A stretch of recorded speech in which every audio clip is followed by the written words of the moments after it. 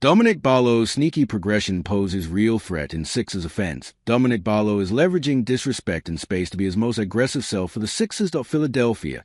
It's impossible to tell whether Dominick Barlow showed up to work in pajama pants as a fashion choice or because he rolled from his bed to his office on Saturday evening. As Kevin Costner pointed out in Bull Durham, letting fungus grow on your shower shoes is only charming when you win 20 games in the show.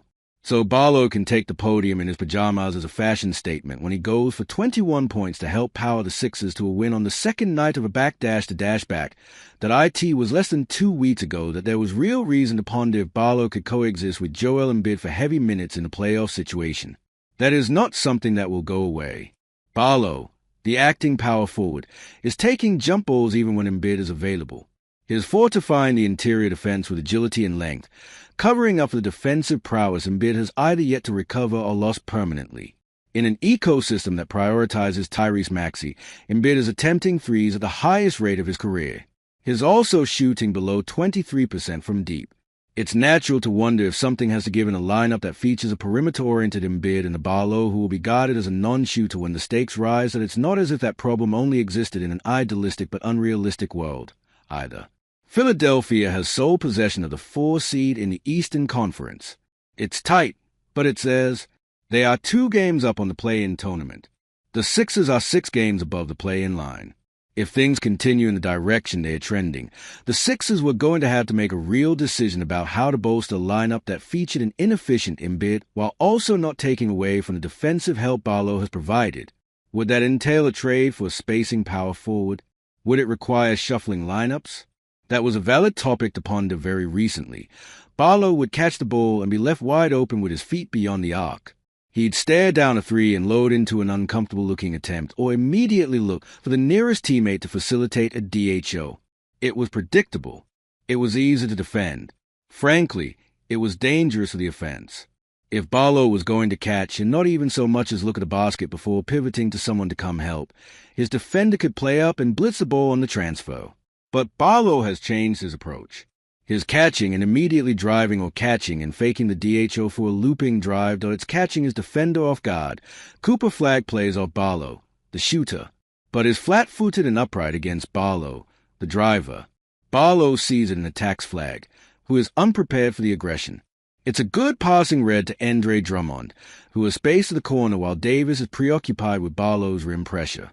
Teams will stick their weakest defender on Barlow because it's less taxing on the mind and body.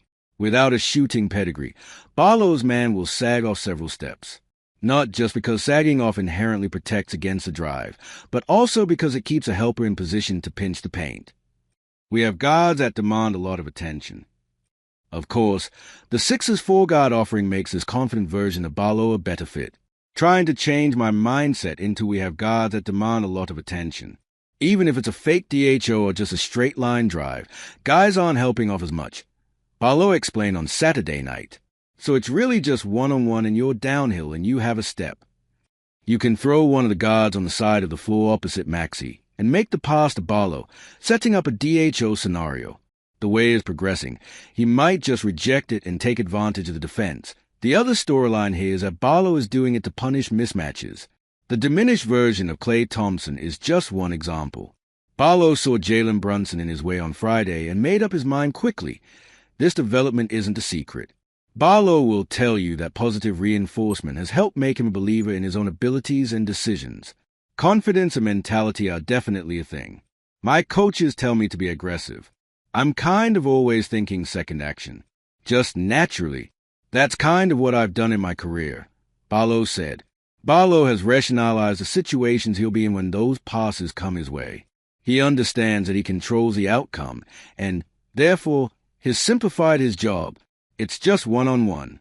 So, I'm an NBA basketball player, so I can finish a layup at the rim if I beat my man. But, yeah, I think mindset, mentality, confidence is a thing, and just having your teammates and coaches believe in you, and that makes it a lot easier.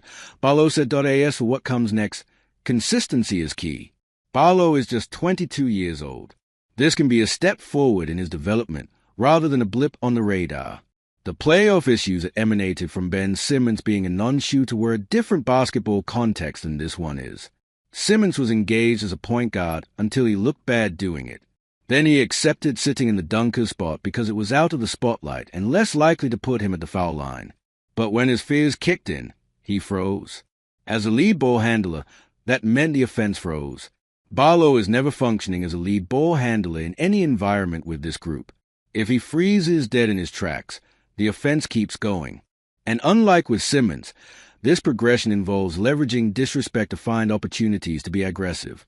Barlow is seeking spaces and attacking gaps, making his man pay for backing off. If Barlow keeps doing it, maybe they'll start selling pajama pants around the concourse in Xfinity Mobile Arena.